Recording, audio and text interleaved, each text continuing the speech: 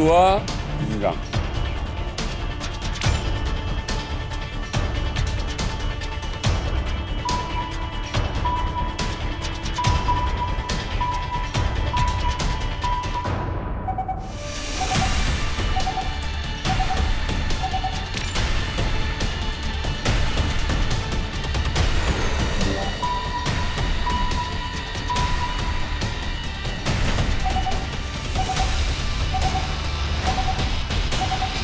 부산까지.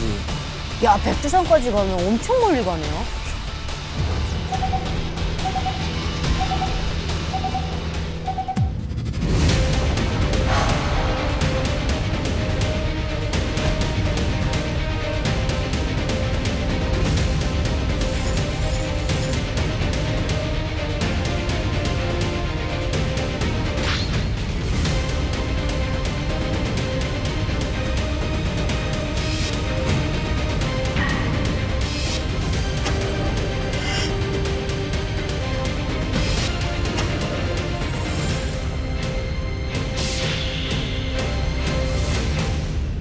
이 백두금강의 운용 기술이나 재원까지 넘어갔다 이러면 북한이 정말 나중에는 우리 제주도까지 우리가 백두산을 보듯이 이렇게 속속들이 들여다보면 우리가 이제 대응하기가 점점 어려워지죠. 우크라이나 전쟁의 예를 좀 들자면은 네. 그러니까 러시아의 그 병사들이 휴대폰을 쓰잖아요. 네. 휴대폰을 쓰는데 어떤 특정한 지역에서 집중적으로 잡히는 거야. 그럼 거기다가 미사일을 때리면 몇백 명이 죽잖아요. 이런 것들은 이제 CCTV를 이용한 거거든요.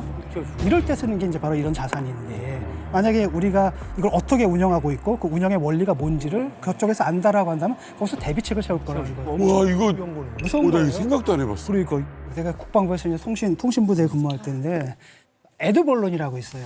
에드벌룬이라는 게 뭐냐면 소련의 인공위성이 지나갈 때예요. 그럼 통신 침묵 시간이 있습니다. 이제부터 10분간은 하지 말아라. 그다음에 에드벌룬 해줘야만 그때 이제 우리가 통신을 하거든요. 지켜보고 있다. 그렇지. 이 표현이 얼마나 무서워. 너 지켜보고 있다. 중요한 건 24시간 물 샐 틈 없이 백두와 금강이 운용되고 있어요. 휴전선 일대에서.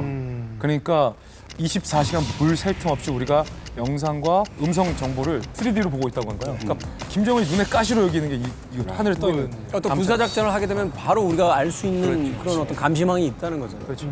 북한에서 어떻게 보면 24시간 우리나라를 이렇게 감시할 수도 있는 거잖아요. 그 기술이 고스란히 적용. 갔으면 좀 방심은 군물이라고 생각을 합니다. 왜냐하면 이제 북한 버전의 좀 백두 금강을 볼 수 있는 날이 뭐 또 가까워질 수도 있거든요, 솔직히. 예, 그리고 또 지금 현재 북한과 러시아 관계가 매우 돈독해지면서 이제 북한이 러시아에 무슨 무기와 노동력을 또 대주고 또 그에 대한 답례도 또 러시아가 지금 북한 쪽에다 종찰 위성 그런 기술을 지금 전수해 준다는 그런 이야기가 나돌고 있지 않습니까? 그리고 또 우리 국정원이 지난 5월에 북한이 이제 위성을 발사했다가 공중에서 폭파한 그 종찰 위성이 아무런 사전 예고도 없이 6개월 만에 이게 짜잔하고 나타나서 국정원이 어떻게 판단했냐면 이게 러시아가 이 엔진 기술을 통째로 줬을 수도 있다라고 또 밝혔거든요. 저는 그 러시아하고 북한하고 사이가 이제 계속 더 돈독해지는 것과 함께 이제 북한이 러시아 독에 군사 정찰 위성 기술을 이제 획득할 수 있는 그런 가능성도 있다고 봅니다. 오늘 이만갑은 이 보시면 여러분들이 욱 하고 올라오는 것과 함께 야 우리 이거 진짜 가만히 손 놓고 있을 일이 아니구나라는 생각을 하시게 될 겁니다. 정찰기 해킹 사건보다 더 충격적인 사건이 최근에 일어났습니다. 더 충격적인 사건이면 더 중요한 기술이 넘어간 거예요? 이번에는요 북한의 해킹이 아니라 우리가 그냥 갖다 주었어요. 블랙 요원, 절대 수면 위로 공개돼선 안 되는 정보 사이의 비밀 첩보 요원들의 명단이 심지어 북한으로 흘러갔을 가능성이 제기됐습니다.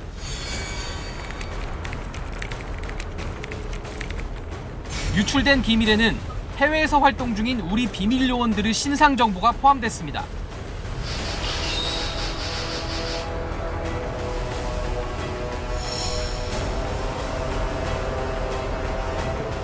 국군 정보사령부의 해외 위장 첩보원, 일명 블랙 요원 명단을 빼돌린 혐의를 받는 정보사 소속 군무원 A씨가 오늘 오후 구속됐습니다.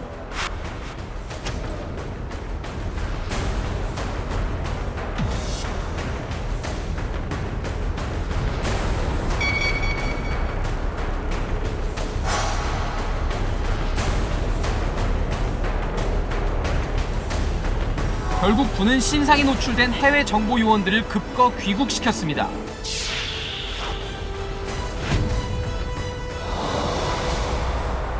화이트 요원은 뭐 저 알거든요. 영사관의 저분이다. 근데 블랙 요원은 좀 달라요. 뭐 사업가, 유학생, 종교인 등등등의 신분으로 위장을 해가지고 아주 오랫동안 현지에서 삽니다.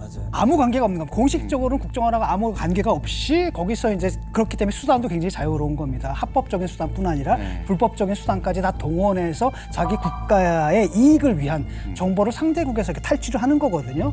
근데 그러다가 이제 딱 걸리면은 우리 정부에서 그걸 인정할까요? 모르는 놈이에요. 그러니까 우리 정보의 보호를 하나도 받지 못하고 그 순간에 그 사람은 죽음의 나락으로 진짜 자기 목숨 내걸고 나라를 위해서 싸우는 사람들입니다. 그 미션 임파서블의 가장 유명한 대사잖아요. 자네가 임무를 수행 중에 적발되면 우리는 자네의 존재를 부인할 것이다 라고 이야기하잖아요. 인정 못하죠, 그거는. 왜냐하면 인정하는 순간에 우리 국가가 저 상대국에 불법적인 일을 했다는 거고 그걸 엄청난 외교 문제가 되거든요. 화이트하고 블랙을 간단하게 정의를 내리겠습니다. 화이트는 주재국 공안당국에 신고를 합니다. 예를 들어 서울이다 그러면 서울 안에서 활동하는 거는 자기가 다니면서 활동을 하지만 서울 밖을 벗어날 때는 그 보안부서에다가 신고를 해야 됩니다. 그러니까 그런 제한사항이 있는데 블랙은 그게 없어요. 학자나 무슨 기업인이나 이런 걸로 위장을 해서 들어가서 활동을 하는데 그 대신 숨어있어 활동을 하다 잡히면은 현장에서 사살을 당해도 그 항의할 수 없는 그런 불합리한 그런 신분을 가지고 있습니다. 그런 블랙 요원의 리스트가 넘어갔다. 저는 지금도 그건 믿기지 않아요. 그러니까 사살하라는 그 명단을 주라는 거지 이게 어떻게 있을 수가 있습니까? 저도 아니 어떻게 이런 일이 생길 수 있는가 하는 게 참 이렇게 설명하시면 돼요. 그러니까 하마스의 수장이 이란에서 쥐도새도 모르게 제거됐잖아요. 이란이 지금 칼을 부득부득 어금니를 갈고 있거든요. 아니 우리 땅에서 그것도 이란의 새 대통령 취임식에 정식으로 초대한 우방 단체의 지도자를 이스라엘 놈들이 쥐도새도 모르게 죽이고 튀어? 증거도 못 잡고 아무것도 없어요. 그럴 수 있었던 건 이스라엘이 휴민트, 블랙 요원을 쥐도새도 모르게 이란 땅에서 제1 적대국에서 효율적으로 운영했기 때문이었거든요. 하마스 수장이 어느 숙소에 머물고 있고 어느 시간에는 집에 들어오고 어느 시간에는 나갈 거며 그 미사일을 숨겨가지고 이란군에게 들키지 않고 하마스의 수장을 제거하고 다 빠져나오잖아요. 이런 역할들을 하는 사람들이 다 블랙 요원들. 블랙 요원들의 신상 정보가 유출이 됐다. 이거는 진짜 죽으라고 하는 거 아니에요?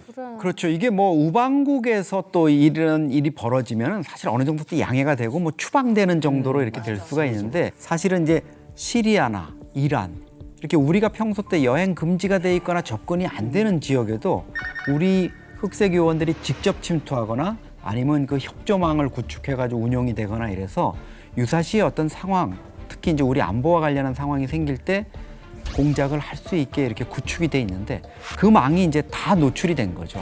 그러니까 다행히 이번에 이제 뭐 급히 그 노출된 사실이 알려진 직후에 이제 철수를 했다고는 하는데 대부분의 전모를 파악하고 오히려 어떻게 보면 긴급히 철수하는 모습까지 지켜보면서 아 얘들이 실제로 움직인 애들이 누구누구구나. 우리가 용의선상에 올렸던 애들이 얘니까 아 이거 확실했구나 하는 것까지 확인을 해주는 그런 과정까지도 아마 거쳤을 거예요. 이게 진짜 그야말로 선수 하나 만드는데 들어가는 비용이 얼마인데. 네, 그렇죠. 정말 중요한 말씀 지적해 주셨는데 이번에 뭐가 넘어갔는지 중요하잖아요. 일단 블랙 요원들의 코드명과 실명이 넘어갔어요.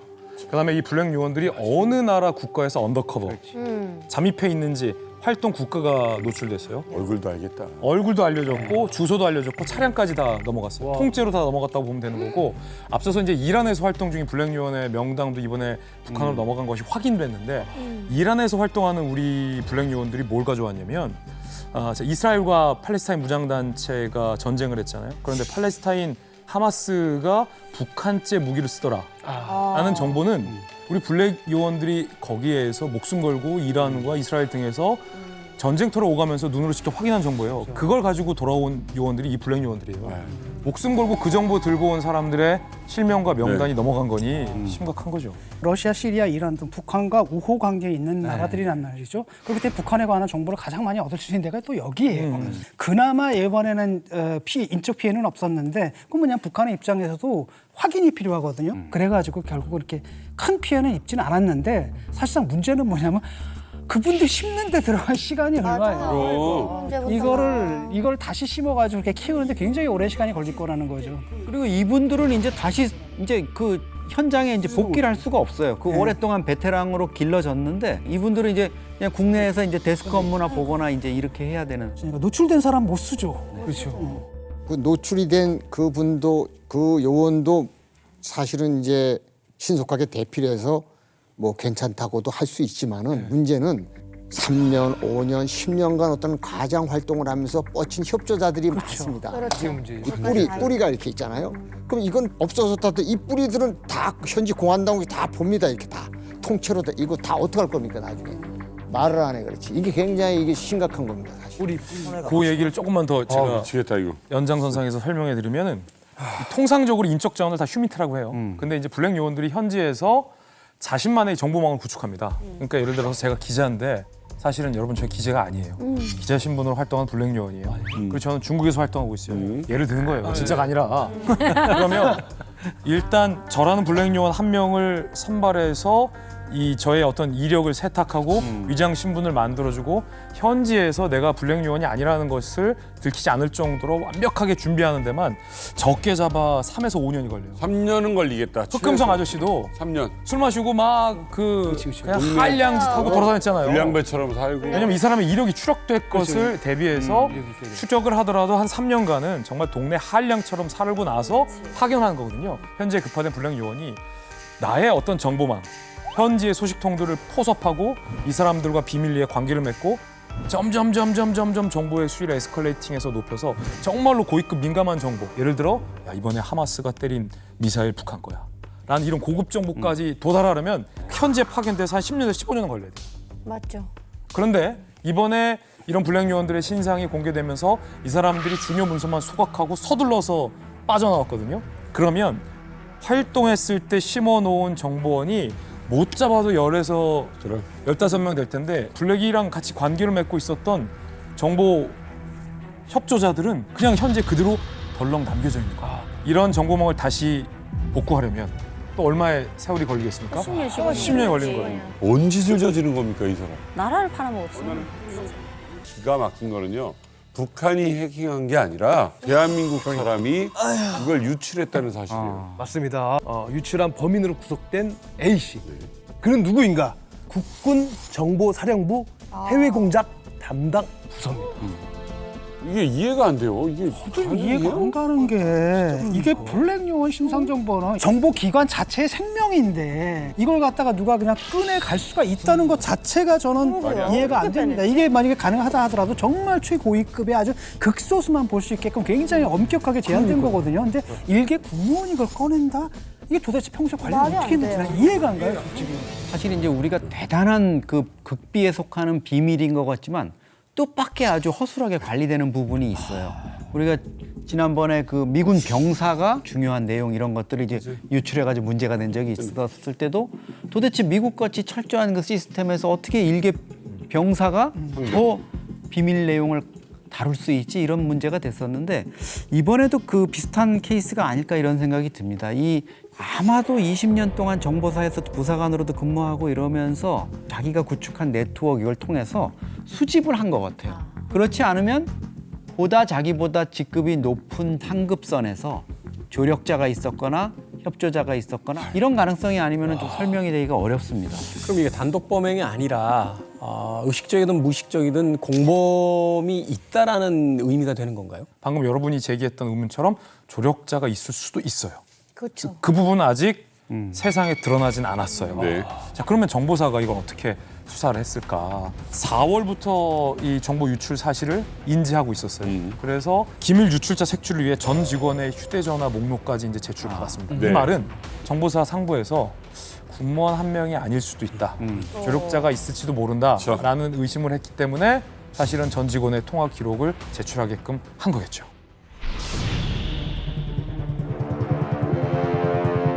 A씨는 소속 부대에서 휴대전화로 비밀 문서들을 촬영하거나 메모한 뒤 개인 숙소에서 중국 클라우드에 업로드하거나 중국 게임 앱의 음성 메시지 기능을 활용해 기밀을 누출했습니다. 우리 당국도 뭔가 이유가 있으니까 이 A 씨를 용의자로 지목한 이유가 있을 거 아닙니까? 사건의 발단 이게 이제 어떻게 발각이 됐냐면은 그 블랙 요원 파일이 발견된 곳이 어디냐라는 겁니다. 그렇지, 이게 중요하다. 중국에서 발견됐거든요. 중국의 라오닝성에 그러니까 북한 정보부에서 북한 공작원들이 보통 무역회사 같은 거 위장회사를 차려놓고 작업을 하지 않습니까? 중국에 이제 위장업체를 두고 뭐 이거저거 불법적인 일도 좀 하고 그러기 위해서 이제 만들어놨습니다. 위장업체를. 그런데 뭐 우리 국정원이라고 놀고 있겠습니까? 그럼요. 우리 딱 알거든 저거 그렇죠. 북한의 공장 요원들이 운영하는 업체다라는 거죠. 그러니까 유주의 대상 1위예요. 그래서 우리도 파이터 해커가 늘 일상적으로 거기를 들어가 보고 있었거든요. 그래서 어느 날처럼 딱 들어가서 오늘은 뭘 했을까? 서버를 막 뒤지고 있는데 엉뚱하게 탁 튀어나온 거예요. 딱 보니까 우리 정보사 블랙 요원 리스트가 딱 나오는 거예요. 그러니까 파이터 해커도 놀랬죠. 이게 뭐지? 그래서 바로 정보사니까 국군 방첩사에다가 신고를 한 겁니다. 그래서 이 사건이 이제 불거진 거죠. 어머, 지금 진 교수님이 말씀하신 것처럼 우리가 북한의 해커들이나 이런 쪽을 다 막 공격을 하기 시작했습니다. 그래가지고 사이버머니 같은 거 탈취해 간 거를 다시 환수해 오기도 했고요. 한미가. 그리고 우리 국정원의 화이트 해커들이 북한의 서버를 들어가서 보다 보니까 이게 뭐지? 우리 자료가 왜 여기 있는 거야? 이렇게 역추적을 해가지고 사실 이번 건이 드러난 거죠. 여기서 미스테리한 건 해당 군무원이 범행 일체를 부인하고 있다는 거예요. 왜? 이 군무원의 주장은 이렇습니다. 내 노트북도 해킹당한 것이다. 라고 실제 국군 방첩사 수사나 검찰 수사 과정에서 기밀 유출 의혹에 대해서 전면 부인하고 있습니다. 그런데 이 군무원의 주장도 조금 비약이 있는 게 뭐냐면 애초에 블랙리스트 요원들의 파일 같은 정보를 본인의 개인 노트북에 담아서 부대 밖으로 반출하는 것 자체가 사실 불법이거든요. 그러면 정보 유출의 의도가 없다면 왜 이 고위급 정보를 본인의 노트북에 담아서 빠져나왔든 부대 밖에서 빠져나와서 본인의 노트북에 재정리를 했든 이 행위가 제대로 설명되지 않는다는 거죠. 그걸 왜 가져가냐고. 그렇죠. 왜냐하면 비슷한 전례가 있어요. 2022년에 어떤 일이 있었냐면 육군 특전사 소속의 현역 대위가 북한 정찰총국 해커부대 110호 연구소 소속의 공작원에게 군사 기밀을 유출한 사건이 있었어요. 그런데 이때 이 대위가 군사 기밀을 넘긴 대가로 받은 게 얼마인 줄 아세요? 비트코인 4,800만 원 어치. 0.5 비트코인.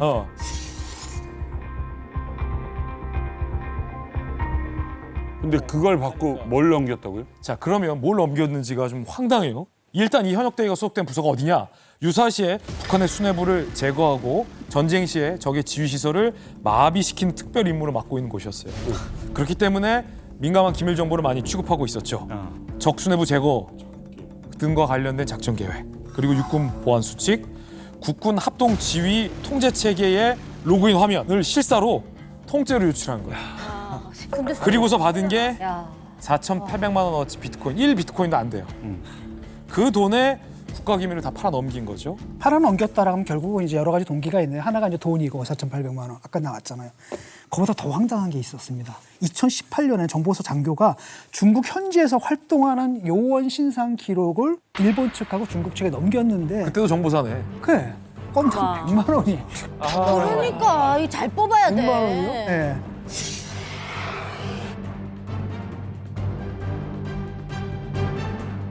아니 근데 난 이해가 안 가거든. 아무리 돈이 급해도 그렇지. 정보사에 있는 사람이 아무리 급해도 그렇지. 100만 원. 다른 100만 원 받고 그걸 넘기냐. 했지. 설마 100만 원에 또 하나 생각하기에는 보통 이런 경우가 어떤 거냐면 협박당할 때거든. 이 사람이 정말 어떤 알 수 없는 경제적인 이유든 아니면 정치적인 이유든 아니면 사생활에 관한 것이든 간에 어떤 약점을 잡혀서 그랬을 경우 아니고서는 저는 상상이 안 가요, 이게.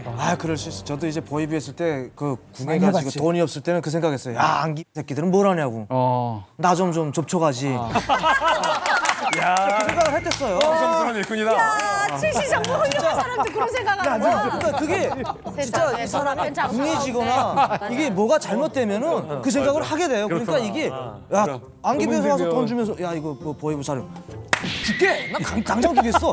그럴 자신이 있었거든요. 너무 힘드니까. 그래서 이게 국정원이 하도 안 찾아오니까 직접 만나려고 그래서 바다를 왔어요. 건너서 속상해서. 속상해서. 야. 잘 왔어. 일단 잘 왔어. 다르네. 일단 잘 왔어. 아니 가가지고 $10,000 준다는데. 만탈라면 내가 거기서 보이면서 땅땅거리면서 해야죠. $10,000. 진급 짝짝하고. 진급 짝. 우리 대북 정보요원들이 너무 게을렀던 거 같아요. 야, 또 어린애 날. 저를 왜 안 했지 모르겠어. 상상하고는 사람 목숨이 걸린 일입니다. 그리고 대한민국에 너무나도 중요한 이런 정보를 갖다가 돈 때문에 이런다. 전화를 받았어요, 제가. 학교 선배라고 하면서 연락이 와가지고 그 마포구에 있는 모 호텔에 만났어요. 근데 학교 선배라고 하는데 딱 보니까 아니야. 그래서 처음 만나지만은 만약에 같은 고향이다. 또 그렇다면 내가 네 중학교 고향 선배다. 이건 느낌을 되면 알아요. 그렇지 몇 마디 해봐. 그렇지 않습니까? 감이 오지 않어요. 이제 우리 승길이 있으니까 야, 이건 뭐야? 이 사기꾼 새끼 말이야. 하고 속이 사기꾼인 줄 알고. 이 사기꾼이라고 막 이제 내가 버럭까지 소리 지르는 거예요. 그러니까 그 호텔에 있던 사람들이 좀 놀라가지고 커피숍에서 그냥 전부 정적이 쫙 흐르는 거야. 이 사람들 놀라가지고 벌떡 일어나더라고요. 조용히 해요, 조용히 하라고. 지금 그런 거예요. 근데 반응이. 그런데 신문지를 바로 까는 거야. 보니까 뭐 국가안전기획본부이 나오더라고 밑에. 이 사람들이 이제 아주 뭐 관명사칭한다고 막. 이것도 가짜다. 나에 대해서 엄청나게 오랜 기간 동안 준비를 했더라고요. 조사를 했네요. 내사를. 내사를 했더라고 하면서 박 선생 총을 들고 국가를 지킨 것도 중요한 충성이지만은 당신이 가지고 있는 능력을 최대한 발휘해서 국가의 이익을 위해서 이바지하는 것도 충성이다. 이렇게 얘기하더라고요. 그렇게 얘기했는데 내가 더 버틸 어떤 명분이 없는 거예요. 그 한마디에 오케이.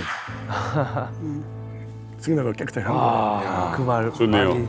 보안 서약을 하고 동영상 다 찍어놔요. 서약서를 쓰고 그 내용을 다 동영상 찍어놓고 자기 가장 가까운 부인한테도 얘기를 못한다는 각서까지 받는단 말이에요. 그러니까 내 신분을 아는 유일한 사람은 국정원에 딱 한 사람인 거예요. 그게 흑금성이에요. 공장명이. 왜? 내 이름으로 보고 올라가면은 그 차장이라든가 안기부장 같은 사람들은 정치로 바뀐 사람들 아니에요. 보고서 올라갈 때 내 이름을 올라면 어떻게 되겠어요? 나중에 그러니까 흑금성 보고서로 올라가는 거예요. 그러니까 대통령도 모르고 국정원장도 모르고 차장들도 모르는 거예요. 해외 업무만 담당하는 한 사람만 알고 있는 거예요. 내 진정한 신분을. 공작 어떤 거인지 너무 궁금합니다. 임무. 그 당시 이제 북한 핵 개발 문제가 상당히 그 정보 영화에 나오죠. 화두로 떠올랐어요. 북한 핵 개발에 대한 정보를 첩보를 수집해라. 떨어지더라고요. 제가 공작은 적 수뇌부에 들어가서 적의 의도를 파악하는 거예요. 이게 왜냐면은 어렵다. 공작의 가장 중요한 목적 중에 하나는 상대국의 정책 지도자들의 의지를 파악하는 거예요. 자, 북이 전쟁 경우가 있어. 전쟁을 할 것인가 말 것인가 그렇지. 하면은 공격할 것인가 뭘 것인가 이런 거는 답이 어디서 나와요? 최고 지도자. 정책 지도자가 나온단 말이에요. 그 북한 정책을 책임지고 있는 사람. 그 당시는 직접 들어가서 본 적이 없어요. 들어갈 수가 없었어요. 그러니까 결국에는 해외, 특히 조총련을 통해서 이렇게 우회. 그게 말하는 이제 정보원을 쓰는 거예요. 그렇죠. 근데 이 사람들은 전문 교육을 안 받은 사람들이에요. 어설프게 갔다가 다 들통나가지고 역공작을 당한단 말이에요. 이거 거짓 정보를 주거나. 거짓 정보. 그 정보를 주고. 역정보를 주는 거야. 와. 헷갈리게 해요. 그렇게 해가지고는 결국에는 제3자를 통해서 하는 것은 한계가 있는 거예요. 그 최고의 층에 들어갈 수 있는 정보는 뭐냐면 직접 들어가서 직접 확인하는 거다. 근데 그게 여러 번 시도했지만 다 실패를 한 거예요. 근데 그걸 다시 내가 시도를 한 거죠.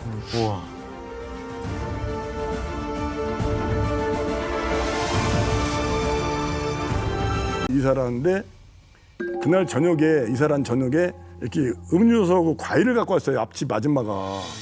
그 뒷날 가서 이제 그 집에 가서 이제 케이크하고 사가서 이제 담례를 갔는데 얘기를 하다 보니까 그 집 남편이 롯데 얘기라는 그 광고에서 그 영화에서 나왔던 그. 그로 바뀌었다. 이 사람이 대북 광고를 찍는 게 소원이었던 거예요. 그래. 수도 없이 못 들어가고 이제 압록강, 두만강 주변을 왔다 갔다 하다 보니까 업무는 안 하고 거기에 빠져 있으니까 성과는 없지. 해다 잘린 거예요. 그렇게 이게 만나. 얼마나 한이 맺히겠어. 근데 순간 이거구나. 아, 이거 거기서 좀- 아이템이 아이디어가 그쪽에서 떠오르셨네. 북한에는 알다시피 사전에 이 광고란 용어가 없어요. 네. 없으니까. 그렇죠. 사회주의 없죠. 없죠. 그러면 이 광고가 실현된다고 가정한다면은 이것은 허락할 수 있는 사람이 딱 한 명이다. 김정일 위원장 한 사람이다. 그러면 이 과정에서 김정일 위원장을 둘러싸고 있는 로얄 패밀리나 권력의 핵심층하고 접근이 되겠구나. 이렇게 판단한 거예요. 옛날에 내가 정부사에 근무하면서 대북 관계를 했다. 이거 해보자 하니까 이 사람은 천군만마를 얻은 거예요. 그렇지. 근데 선생님 발상이 정말 천대적이라고 느껴지는 게 뭐냐면 대부분의 어떤 그 공작뿐만이 아니라 기업의 프로젝트를 진행할 때도요. 접근이 가능한 거 그쪽에서 이미 하고 있는 것의 루트를 따라가거든요. 그러면서 그 안에서 뭘 하려고 하는데 완전히 역발상이잖아요. 그러니까 이 공산주의 국가, 사회주의 국가, 독재 국가니까 광고라는 게 없다. 그렇죠. 금지된 것을 허락할 수 있는 유일한 사람. 그래서 금지된 거를 성공시키면 그 사람을 만날 수 있다. 그치. 라는 이제 역발상인데, 자 이제 북한 수뇌부에 이제 침투를 하기 시작하시는데 최고 권력으로 가기 위한 제일 첫 단계의 사람. 누구요? 그 사람이 누구냐면 장성택의 형이자 북한 군부 실세인 장성우의 외아들 장현철입니다. 그 장씨 집안, 그 큰형이 장성우, 그다음에 둘째가 장성길이거든요. 그 밑에가 이제 장성택. 이 장씨 집안에 묘하게 아들이 딱 하나밖에 없어요. 장현철이를 타고 가면은 권력에 들어가는 가장 첩경이 되겠다. 이렇게 해서 이제 그 계획을 세우기 시작한 거죠. 저한테 정보를 주는 그 우회적인 사람에 의해서 이제 그 조총련계 사람인데 이 사람이 나한테 이제 그 어떻게 얘기하다가 북한의 실세 장성택의 형 장성우의 아들이 심양을 중심으로 해서 중국산 농산물을 남포레주에다 포대가리 해가지고 남쪽에다 팔아먹는 얘기를 하더라고요. 그래서 내가 이거구나. 포대가리가 뭐예요? 포대가리가 어떤 거냐면요. 저희가 1990년 중후반에 그 남한에서 북한하고 교육을 활성화시키기 위해서 북한에 있는 뭐 오징어라든지 뭐 명태, 뭐 말린 조개, 북한 산물을 이제 그 한국으로 들여와요. 그때 어떻게 되냐면요. 사실은 북한에서 해봤자 그렇게 많이 안 나거든요, 1년에. 그러면은 중국에 가가지고 중국산을 사와요. 사와가지고 내용물은 중국산, 겉에 포장지는 북한으로 돼 있는 거죠. 그래서 이게 남한으로 들어오게 되는 거예요. 원산지 둔갑시켜서 그렇죠. 네, 그래서 사실 이런 포대가리가 헌법에도 보면 북한이 저희 영토잖아요. 그렇기 때문에 관세를 안 내는 거예요. 그러니까 완전 이건 노다지 사업인 거죠. 네. 처음에는 이제 우리 학교 선배가 운영하는 무역회사를 통해서 계속 받아들입니다. 물건을 계속 받는다. 네, 물건을. 장현철의 물건을. 포대가리 한 걸 계속 활성화시켜줘요. 왕창 수입하게 해놓고 이제 국내 파트가 이제 업무를 맡는 거예요. 파트가 또 인천 항구를 담당하는 국내 파트에서 기자를 딱 해가지고 이게 들어왔다. 여는 거예요. 급습을 하는 거예요. 예, 그날 뭐 얼싸웠다고 아이템 그냥 막 때리죠. 언론에 뭐 터지면은 누구도 못 막아요. 그러니까 이게 결제가 안 되는 거야. 결제를 안 돼. 물건은 여기 잔뜩 와 있고. 와 있고. 중국 사람 결제가 안 되고. 중국 애들은 얘를 믿고 그동안 거래 신용을 믿고 줬다 왕창 줬단 말이에요. 돈은 못 갚지. 그러니까 장현철이가 혼에 몰린 거예요. 얼마 정도 되는 액수일까요? 한 내가 기억나는 50만 달러 넘었어요. 그러면 이게 중국 농수산물 특히 땅콩 이런 게 6억 원어 치면 6억 당시에 그거는 거기서 깝깝한 일이죠. 엄청나요. 그래서 연락이 오게 뉴스는 계속 터지고 있고. 중국산 농산물이 무분별하게 수입되면서 밀반입되거나 위장 수입되는 일이 생기고 있습니다. 지난해 10월 중국산 호두 100톤을 북한산으로 위장 수입하려다 적발돼 반송된 데 이어서 올 1월에는 부산과 인천항을 통해 정월 대보름 성수기를 겨냥한 수입호도 천여 톤 160만 달러치가 반입돼 무리를 빚고 있습니다. 중국 공안은 갑자기 연금을 시켜버린 거예요, 장현철을. 지금 열흘 안에 빨리 돈 안 갚으면은 이제 구속시키겠다. 고소된 거. 그렇죠. 그래서 흑금성님께서 이제 병 대신 약을 드리는 때가 왔어. 구원 특수가 등장. 근데 여기서 또 갑자기 돈 옛다 50만 불을 줘버리면은 의심할 거 아니에요. 그렇죠. 이 돈 어디서 났냐고. 네. 그래서 조총련 서재호 씨를 통해서 부탁을 받고 이 도와주는 척하면서 빚을 갚아줘요. 그러면 이 장씨 일가 아들 뭐 외아들이라면서요. 얼마나 감사하겠어요. 감사하지. 고맙고 은인으로 생각을 할 거예요. 언제보다 맞죠, 형이야. 말은 여기서 이렇게 우리가 나중에 쉽게 할 수 있는 거지만은 응. 그 당시엔 이제 우리는 중국에 있는 모든 정보원들을 동원시켜가지고 그걸 사태를 파악하는 거예요. 중국 내 공안 업자 이런 사람들 전부 이제 박아가지고 결정적인 순간에 이게 개입을 해야 되잖아요. 최고의 그 심사 분석 전문가들이 보고 있는 거죠. 이때다. 그다음에 이제 한 액션은 내가 취하는 것이고 그 판단은 본부에서 하는 것이고. 얼마 전에 딱 넣어주는 거예요? 그러니까 감옥 가기 3일이죠, 3일. 3일 애들이 전에. 이렇게 시야를 정해주는데 3일 했어요. 너무 마지막까지 이렇게 밀어놓으면은 쥐가 고양이 물듯이 그런 일이 벌어질 것이다. 예측을 했죠. 그래서 이제 그게 나뿐만 아니라 그것은 국정원 우리 부서 내에서 가장 초미의 관심으로 보고 있던 거예요. 어려울 때 도와주는 동아줄. 큰형. 갑자기 누군가 나타난 인물. 천사네 천사. 자, 그래서 드디어 이제 포대가리 사업의 함정을 파놓고 네. 거기서 이제 장현철의 등에 올라타는 데 성공합니다. 그리고 그 다음에 이제 본격적인 북한의 수뇌부를 향해 이제 달리기 시작하는데 장현철에서 시작된 인연은 당연히 그의 아버지이자 북한의 최고위층 장성택의 또 친형이기도 한 장성우를 이제 만나요. 내가 먼저 만나고 싶다. 먼저 제의를 했어요. 그래서 그 군단에 딱 들어가서 2만 달러 준비했어요. 그 당시 뭐 잘 아실 거예요. 2만 달러는 돈이 북한 그 사이에서 얼마 큰 돈이었었냐면 2,500만 원. 평양 시내 그 전차 운전수 그 봉급이 달러로 보면 1달러 50센트 받을 때예요. 1달러요? 네. 1,500년 2만 달러면 얼마나 큰 돈인지 근데 그때 2만 달러라고. 줬어요? 한 달에 1달러. 그래서 딱 책상에 놓고 직원들 한번 식사 한번 해봤더니 이 보더니 나한테 박 선생 그거 진짜 나 주시는 거예요? 그 3번을 확인하더라고요. 아 그렇다고 그냥 그렇게 하시라고 했더니 주문 넣으시더라고요. 그래서 장현철 구한 거에 도와준 거에 더워서 플러스해서 알파를 해서 100점을 만드는 거죠. 통이 크시네. 어이구 이제 사진이 있네요. 이 인물입니다. 리철이라는 인물인데 당신이 북한의 대외경제위원회 심의처장 리철. 이분이 영화 공작에 아주 주연급으로 등장을 합니다. 그렇죠. 영화에서는 이성민 씨가 얘기했던 이명훈 씨가 이분의 실존 모티브였습니다. 맞죠, 선생님? 실질적인 이제 공작의 어떤 출발점. 핵심으로 이제 들어가기 시작합니다. 그 뒷얘기를 좀 내가 설명을 드리면은 원래 내가 이제 군 장교 출신이니까 북한에서는 내 상대를 현역 중자를 보낸 거예요. 근데 군 정신 너무 투철해가지고 북한 식당이니까 화면에 북한 노래만 나오면 발떡 일어나가지고 막 그러는 거예요. 진짜. 진짜 그렇게 돼요? 이 사람은 해외란 중국을 처음 나온 사람이에요. 저런 사람하고 나하고 일을 하라고 하냐. 비즈니스 하러 왔는데. 비즈니스 하러 왔는데. 비즈니스 하는데 자꾸 이런 걸 하고 있으면 어떻게 해. 이해 가시죠, 그죠? 나 못해.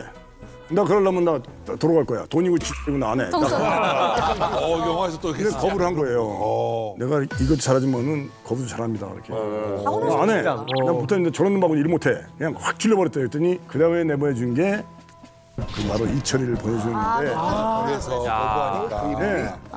리철은 당시 북한 최고 엘리트 중에 한 명이고요. 그 김일성 종합대학을 경제학부를 수석으로 졸업했어요. 그리고 또 특이한 게 뭐냐면 북한에서 거의 유일하게 몇 안 되는 자본주의 경제학 전공자였고 심지어 박사 논문이 박정희의 경제개발계획이었어요. 이게 자본주의를 이해할 줄 아는 몇 안 되는 사람 중에 한 사람이었던 거고 또 하나는 뭐냐면 이 사람 또 외화 사업을 해서 그러니까 외화벌이를 좀 잘했던 것 같아요. 그래서 그 덕에 그 공화국 영웅 훈장까지 받았어요. 공화국 영웅 받았으면 뭐 살아있는 사람이. 저는 진짜 살아있는 사람 공화국 영웅 친구 받은 거 처음 본다. 최고위층에 접근하기 위해서는 리철만큼 좋은 상대가 없었던 거죠. 그렇지. 첫 번째 캠피스트 호텔에서 딱 이게 로비에 들어오는데 깔끔한 거야. 벌써 다르죠. 스타일이 그러네. 깔끔한 게 눈이 살아서 바짝바짝해. 근데 나중에 보니까 나이도 나고 같고. 그래서 허연직이 얘기 나왔고. 그래서 허연직이. 더군다나 그 아들이 둘이 있는데 거기는 아들만 둘이에요. 우리는 딸만 둘이야. 근데 우리 큰딸하고 그 큰아들하고 나이 차이가 4살인가 3살 차이 나요. 근데 나중에 장난 삼아서 야 사위 잘 크고 있냐? 그러면 야 근데 저 며느리는 잘 키우고 있어. 막 이제 촌스러네. 이 영화는 약간 차이나는 것이 상당히 편하게 근데 이게 일본어를 좀 해요. 일본 사람만 상대해주고 이제 그래서 서로 이상, 박상 이렇게 이제 호칭할 정도로. 와, 상당히 선생님께서 가깝게 일본어를 그 배우신 게 진전하죠. 거기서 또 빛을 봐요. 배워가 됐던 거예요. 아니 저는 근데 또 궁금한 게 그 영화에서 보면 진짜 딱 긴장되는 장면이 아까 그 리철 씨를 만나기 위해서 거기 가시오. 거기 쪽에서 이제 뒤로 돌으시오. 다시 원래 있던 데로 가시오. 막 난리를 쳤고 겨우 이제 드디어 다단하고 만나는 거죠. 영화는 선생을 좀 만나고 싶은데 말이오. 지금 당장 호텔 정문 앞으로 나오시오. 장소 바꿉니다. 호텔 뒷문으로 나오시오. 뒷문으로 나와 왼쪽으로 10m만 걸으면 야시장 입구가 보일 겁니다. 야시장을 지나 반대편 출구로 나오시죠. 이건 진짜 가고 싶지 않겠다.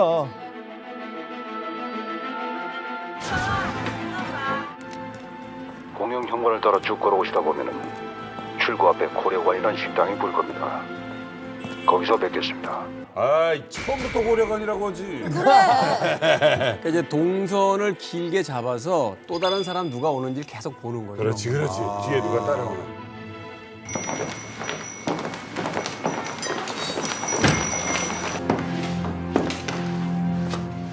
요즘 공화국을 저하려는 잔망한 것들이 날뛰는지라 우리 동무들이 예민하게 굴었습니다. 이렇게 긴장감이 저 내가 차명 계좌를 좀 만들려고 하는데 비밀리에 좀 만들어줄 수 있겠어?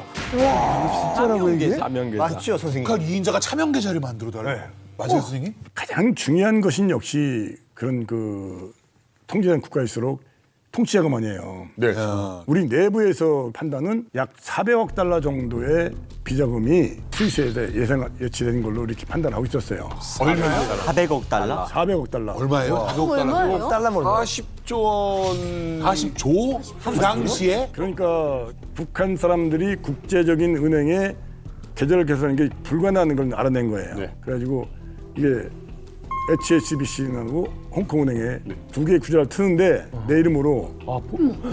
문제는 그 외국계 은행은 보니까 돈이 들어갈 때는 그냥 구좌에 집어넣으면 돼요. 찾을 때는 반드시 그 계좌자의 사인이 들어가야지 찾아지는 거예요. 그러니까 인출할 때는 저한테 전표를 갖고 와서 사인만 받아가는 거예요. 그러니까 대략 그래도 얼마가 찼다는 거하고 얼마가 들어갔다는 건 저는 안단 말이에요. 그 사실 이렇게 차명 계좌를 많이 만드는 이유가 북한 사람의 이제 이름으로 계좌를 만드는 것도 불가능하지만 만약 만들었다고 해도 국제사회가 제재를 가할 때 이게 압류가 돼요. 그러니까 딱 잠겨버리는 거예요. 북한이 차명 계좌를 주로 쓰는 사람들이 중국 사람이나 또 제일교포들 이런 사람들 쓰는데 우리 박 선생님 이름으로 차명 계좌를 했다고 하니까 저는 두 가지 생각이 들어요. 첫 번째는 엄청난 신임이다. 두 번째로는 엄청난 위험에 빠지셨구나.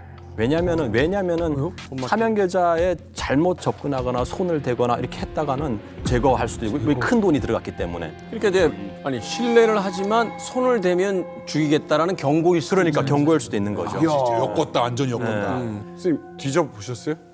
선생님. 내 거 찾아보셨어요? 선생님 이름이니까. 상상을 해보세요. 아까 답을 좀 줬어. 저는 얘기 안 저는 해주시네. 해봤을 것 같아요. 나 무조건 하지. 내 계좌에 돈이 얼마나 들어있는지 너무 궁금해요. 내 이름인데. 제가 손대면 죽죠. 왜요? 제가 손대면 죽는 거예요. 선생님 이름으로 돼 있는데. 제가 만약에 그 계좌에 있는 돈을 손을 댄다. 그럴 수 없다. 가만히 있겠습니까, 북에서? 진짜 그건 보복하죠. 고려시대 골동품입니다.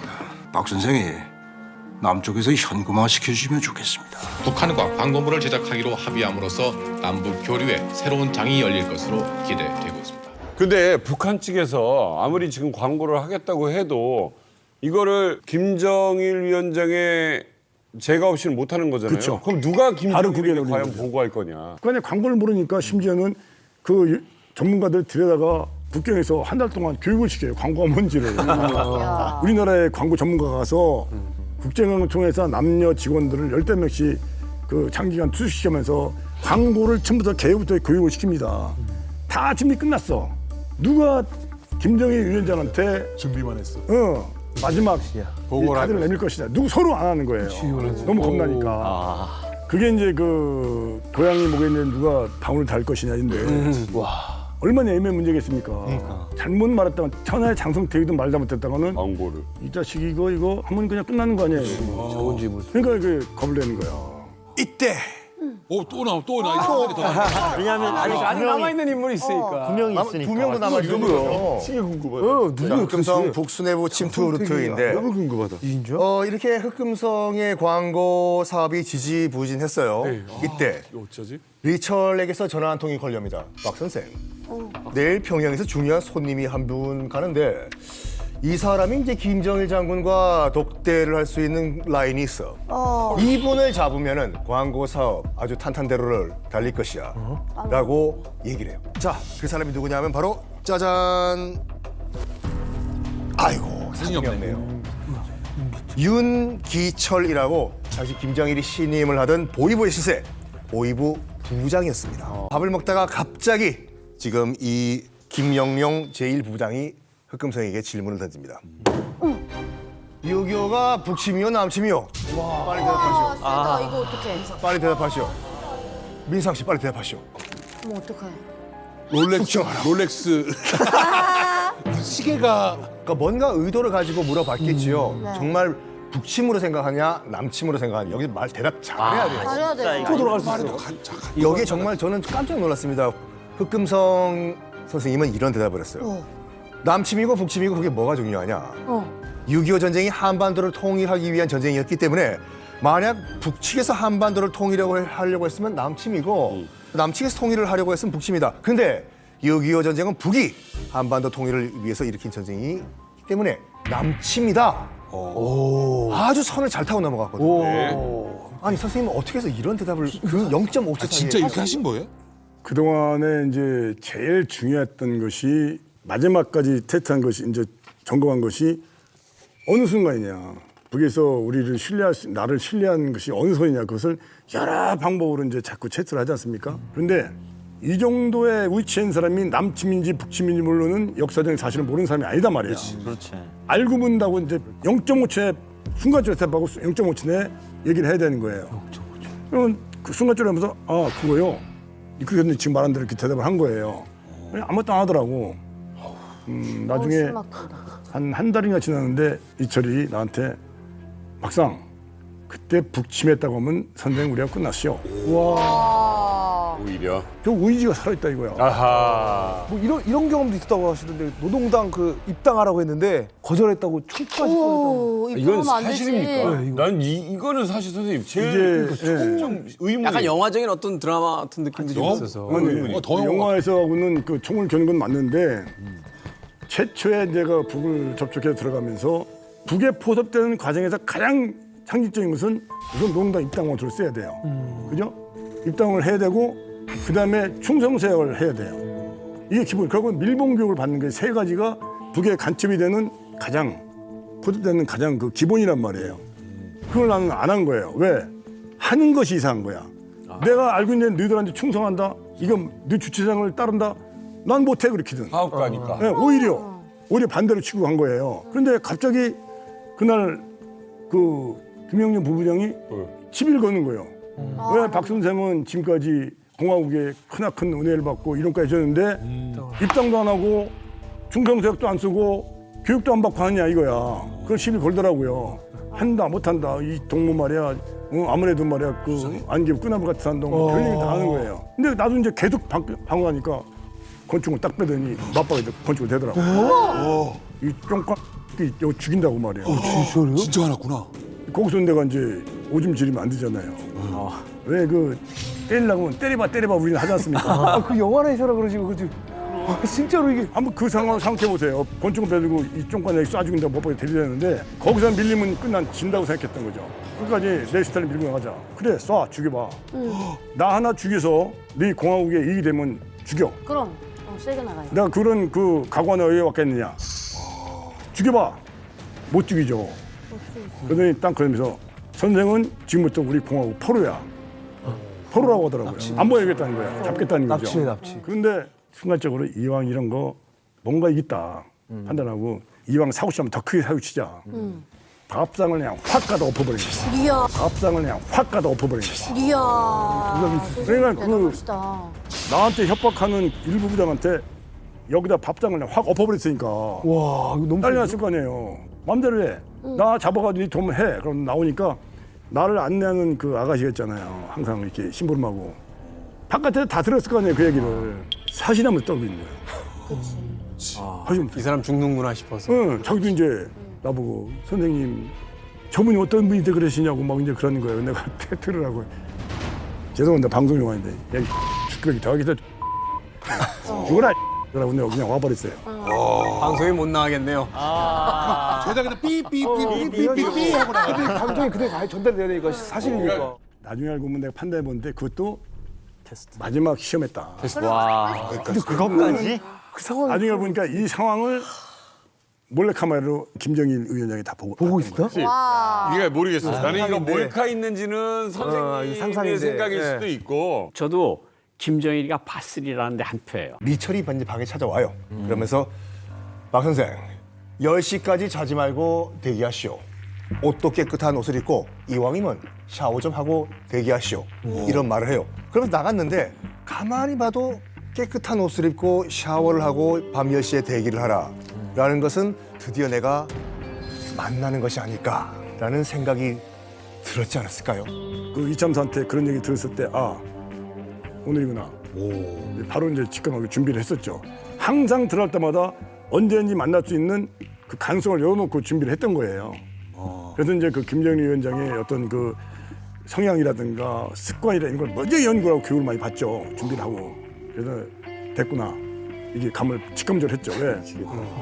아시다시피 김정일 위원장이 야행성 인물이에요. 낮에는 자꾸 밤에 일을 했고 저 밑에 그 간부들이 사람들이 아주 죽을 중이에요. 왜요? 10시 되면 근무를 시작한 밤 10시. 고양이는 아침 나갔다가 밤. 아니 그래서 단방 불빛은 안 꺼진다고 그랬어요. 이제 북한에서 아침부터 진행되는 모든 일이 종합된다 그러는데 그게 다 자료, 정보들이 모아지는 게 대체로 8시, 9시쯤 돼요. 밤에? 하루 종일 있었던 하루 종일 있었던 일이. 뭐 모의성이건 군에선 사건, 사고건 뭐 모이지는 시간 있잖아요.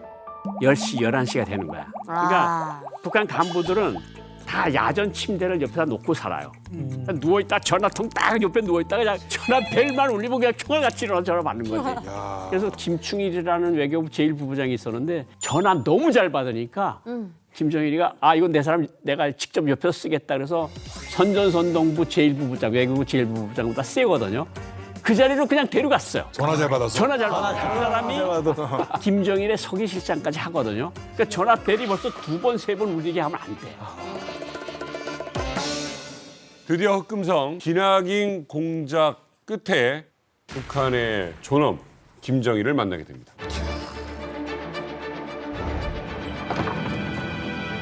진짜 소름 돋았어.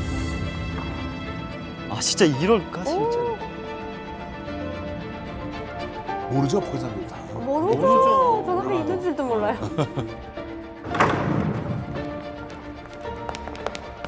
장군님께서 들어오십니다.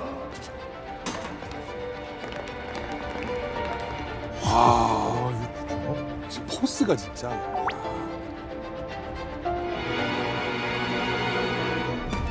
야 뒷모습도 진짜 많이 닮아.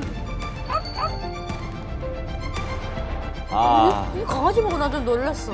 맨날 키우고 다녀.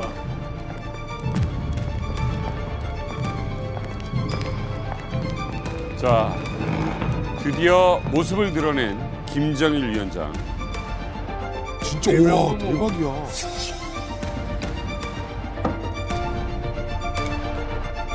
김정일 위원장 비슷하죠? 완전 비슷해요. 우리 서로 대범하게 말해봅시다. 박 선생이 말한 기광고 사업이 공화국에 얼마 벌어줄 수 있어? 오 말투도. 위원장님께 돌아갈 금액은 5년간 최소 1,200만 불로 추정됩니다. 도장 직소. 근데 진짜 지금 저기 계신 분이 이분인 거잖아요. 그렇지 실제 주인공. 아니 영화 보니까 아까 강아지가 한 마리가 나오는데 그 굉장히 눈에 띄었거든요. 그래. 이게 진짜 배우 나온 건지. 거기 강아지 있었어요? 거기 강아지 있었어요? 있었죠. 있었죠. 아니 우리한테 강아지 못 키우게 하면서. 종류도 비슷한. 아니에요. 사람들이 영화를 하고서 제일 많이 묻는 게 저 강아지가 진짜 저런 강아지 뭐 키우지 못하거든요. 실제로 뭐 개가 뭐였어요? 풍산개였어요. 대박. 와, 감독님 너무하네. 터지고 문제가 아니라 가족들의 안전이 제일 걱정이었어요. 어머님, 그다음에 우리 가족들. 그래서 이제 임시방편으로 국정원에서 이제 하고 저 파출소 직원들이 나와가지고 애들 수업 시간에도 가서 서 있고 막 이렇게 했어요. 하셨구나. 그래서 저는 이제 국정원 지지마 근데 국정원이 답이 없어. 그러더니 우선 그린그레스 호텔인가 강남에 있는 호텔로 피하라고 하더라고요. 나는 애타게 이제 어떻게 하면 되냐. 오전 내에 있다가 지금 이제 없으니까 우리 집 알고 우리 집으로 다 몰려왔다 이거예요. 근데 그때 이제 우리 작은 딸이 학교 끝나고 들어와서 그냥 천진만마하지 뭐. 몇 살이에요? 초등학교 1학년. 1학년? 네. 8살짜리? 네. 그 딸이. 근데 그 딸의 앞날 생각하는 데가 울컥하더라고요. 일어나서 근데 딸한테 그 문 볼 수가 없으니까 이게 창문을 바라보면서 내가 하염없이 눈물을 흘리고 있었어요.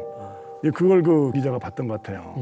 그러니까 자기도 그 보도국장이나 사장이 직접 하라고 지시했는데도 그걸 끝까지 버티고 공개를 안 한 거예요. 방향을 안 했어요. 그 수사 책임자가 어느 날 나한테 오더니 박 실장 걱정하지 마 그러더라고요. 이게 무슨 말이냐고. 나도 근데 이제 상당히 독이 오는 상태니까 당신 같으면 가만히 있겠냐고 그랬더니 우리가 평양에서 일본으로 날아가는 걸 잡았다. 이게 도청을 했다 그런 얘기입니다. 그런데 그 김정일 위원장이 통크게 가더라. 그 사람도 우리 공화국에 손을 키는 것다 실질적으로. 그 국가와 자기 문수 국가와 조직을 위해서 열심히 한 것밖에 없으니까 통크게 봐줘라. 그러니까 그 보복 계획이 조총련을 통해서 하게끔 준비되어 있었던 것 같아요. 그러니까 안심하라 이거야. 근데 나는 그걸 믿을 수가 없잖아요. 그 말만 가지고 확인해야 될 거 아니에요. 우리가 쓰는 라인을 통해서 날렸죠. 나 여기 왔으니까 만나자. 그러니까 이제 왔더라고요. 기존에 나를 만났던 사람들은 다 아웃된 거 없는 거예요. 그럼 저기 있는 사람 더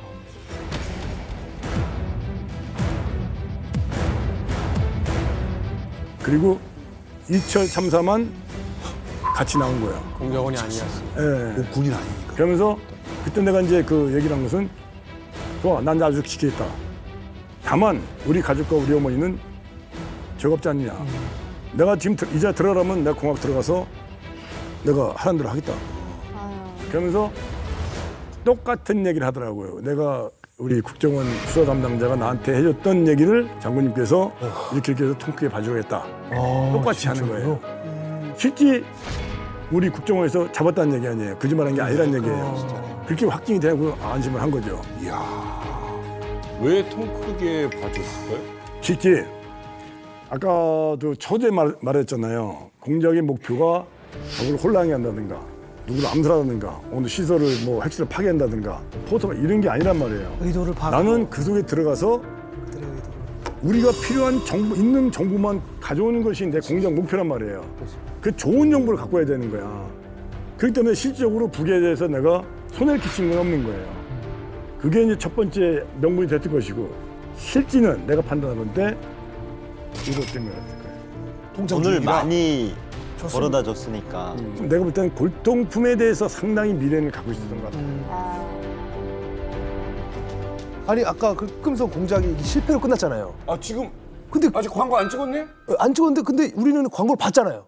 이거 광고는 어떻게 된 거예요? 망했는데? 여러 가지 얘기가 나왔는데 결론은 유종의 미였어요. 역사의 뒤안길로 사라질 뻔했던 남북 최초의 광고 합작 프로젝트. 2005년도에 다시 꽃을 피웁니다.